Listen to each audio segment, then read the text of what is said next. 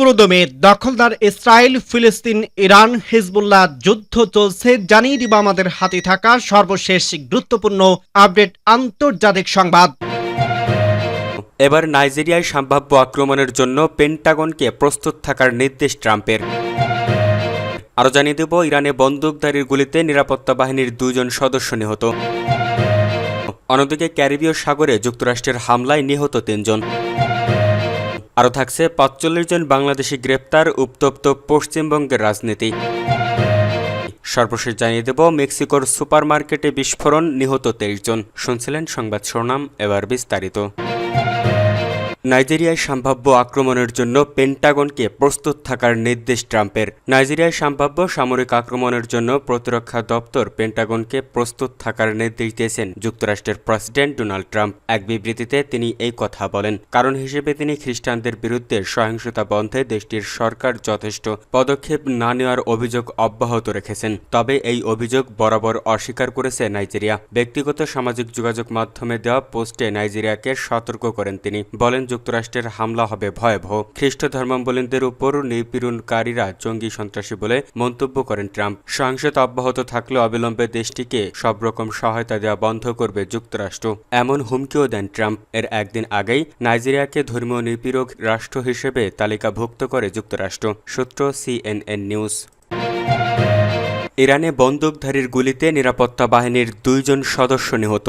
ইরানের দক্ষিণ পূর্বাঞ্চলীয় সিস্তান বেলুচিস্তান প্রদেশে বন্দুকধারীর গুলিতে দেশটির 2 জন বাসিস স্বেচ্ছাসেবী নিরাপত্তা সদস্য নিহত হয়েছেন। তারা টহল মিশনে থাকা অবস্থায় প্রাণ হারান বলে জানিয়েছে ইরানের ইসলামী বিপ্লবী গার্ড কর্পসের IRGC স্থল বাহিনীর কুদস ঘাঁটি। এক প্রতিবেদনে এই তথ্য জানিয়েছে বার্তা সংস্থা মেহের নিউজ। এক বিবৃতিতে কুদস ঘাঁটি জানায়, নিহত 2 জনই স্থানীয় সুন্নি সম্প্রদায়ের বাসিন্দা ছিলেন। তারা খাস শহর ও প্রাদেশিক রাজধানী জাহেদানের মধ্যবর্তী সড়কে টহল দিচ্ছিলেন। সে সময় হামলা চালায় সন্ত্রাসীরা। বিবৃতিতে আরও বলা হয়, নিহত 2 সুন্নি বাসিস সদস্য তখন এক উপজাতীয় নেতার সঙ্গে ছিলেন। ওই নেতাকে লক্ষ্য করে চালানো হয় হামলাটি। তবে ওই উপজাতীয় নেতা বেঁচে আছেন কিনা তা বিবৃতিতে উল্লেখ করা হয়নি। ইরানের সিস্তান বেলুচিস্তান প্রদেশটি দীর্ঘদিন ধরে বিচ্ছিন্নবাদী ও সন্ত্রাসী কার্যকলাপের জন্য স্থিতিশীল অঞ্চল হিসেবে পরিচিত। সাম্প্রতিক বছরগুলোতে এই অঞ্চলে ইরানি নিরাপত্তা বাহিনীর সদস্যদের উপর হামলার ঘটনা বেড়েছে, যা সন্ত্রাস বিরোধী অভিযান জোরদারের মাধ্যমে মোকাবেলা করছে তেহরান সরকার।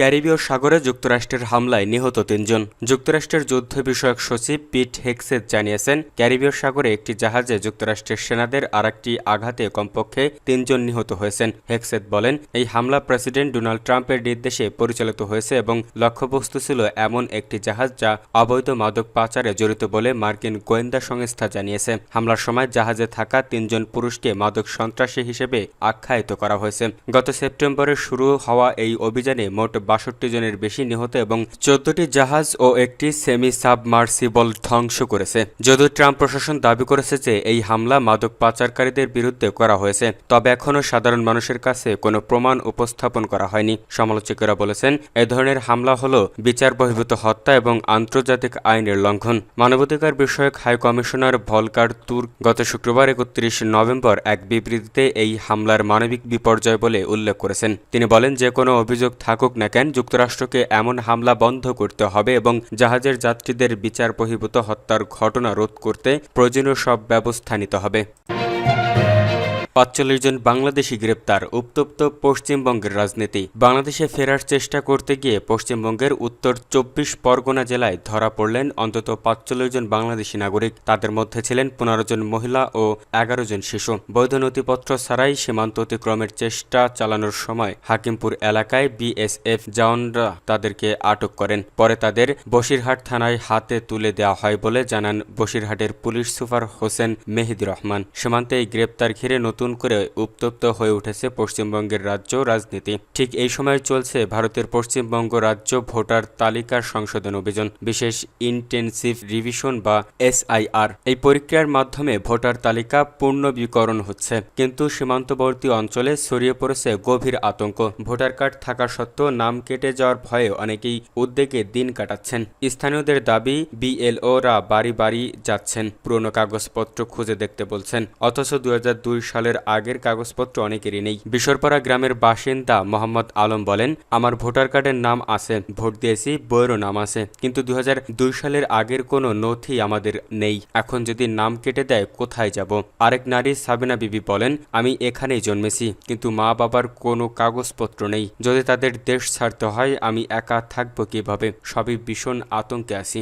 শরৎনগরের ধৃতদের ঘটনা যেন এই ভয়কেই আরো বাড়িয়ে দিয়েছে। বিরোধী দলনেতা শুভেন্দু অধিকারী এই ঘটনাকে রাজনৈতিক অস্ত্র হিসেবে ব্যবহার করে বলেছেন, বাংলাদেশি মুসলমান তাড়াতাড়ি বাংলা ছাড়, পালাও, ডিটেক্ট, ডিলিট, ডিফোর্ট। তার আরো দাবি, নিউ মার্কেট একসময় ফাঁকা করে দিয়েছিলাম, আবার করব, আগামী 2-3 দিনের মধ্যে ফাঁকা হয়ে যান। অপরদিকে শাসক তৃণমূল কংগ্রেসের রাজ্য সাধারণ সম্পাদক কুণাল ঘোষ পাল্টা প্রশ্ন তুলেছেন, বাংলাদেশি ঢুকলো কি করে? সীমান্ত তো বিএসএফ এর অন্তরে, আগে ঢুকেছে এখন বের হচ্ছে, আর কেন্দ্রীয় সরকার বলছে সীমান্ত খুলে দেবে।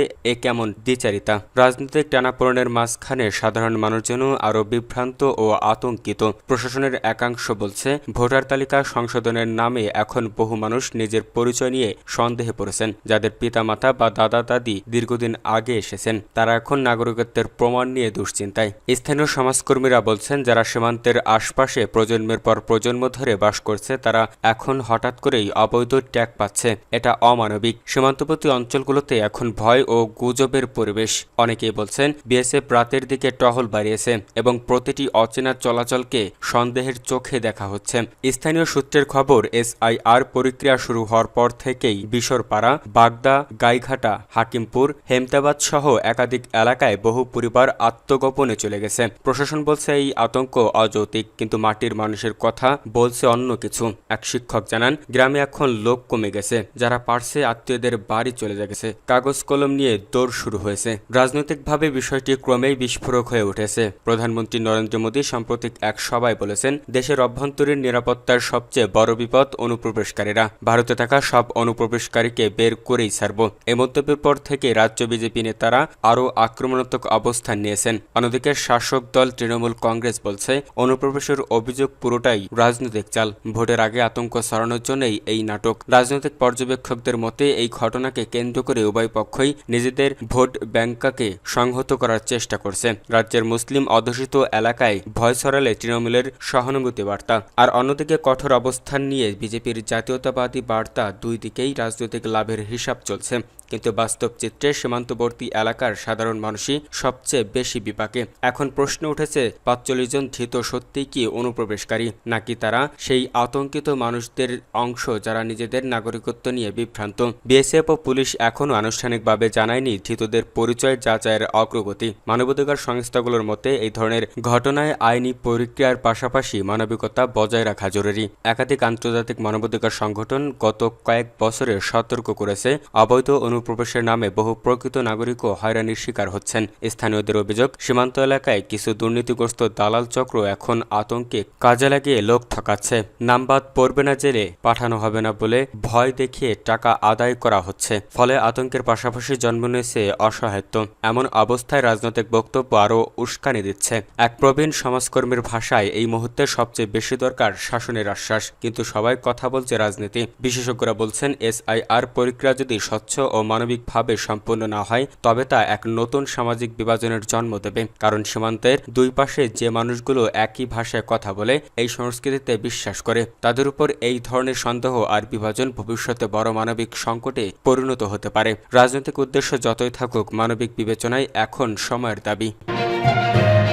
মেক্সিকোর সুপার মার্কেটে বিস্ফোরণ, নিহত 23 জন। মেক্সিকোর সোনারা রাজ্যের একটি সুপার মার্কেটে বিস্ফোরণের ঘটনা ঘটেছে। এতে অন্তত 23 জন নিহত হয়েছে। এছাড়া আহত হয়েছে আরও 11 জন। খবর আল জাজিরার। রাজ্যের রাজধানী হারমোসিলোর কেন্দ্রস্থলে ওয়ালডোস নামের একটি দোকানে এই বিস্ফোরণের ঘটনা ঘটে। রাজ্যের গভর্নর আলফোনসো দুরাজো এক ভিডিও বার্তায় বলেন, দুঃখজনকভাবে নিহতদের মধ্যে কয়েকজন অপ্রাপ্তবয়স্ক রয়েছে। তিনি আরও জানান, আহতদের হারমোসিলোর বিভিন্ন হাসপাতালে চিকিৎসা দেওয়া হচ্ছে।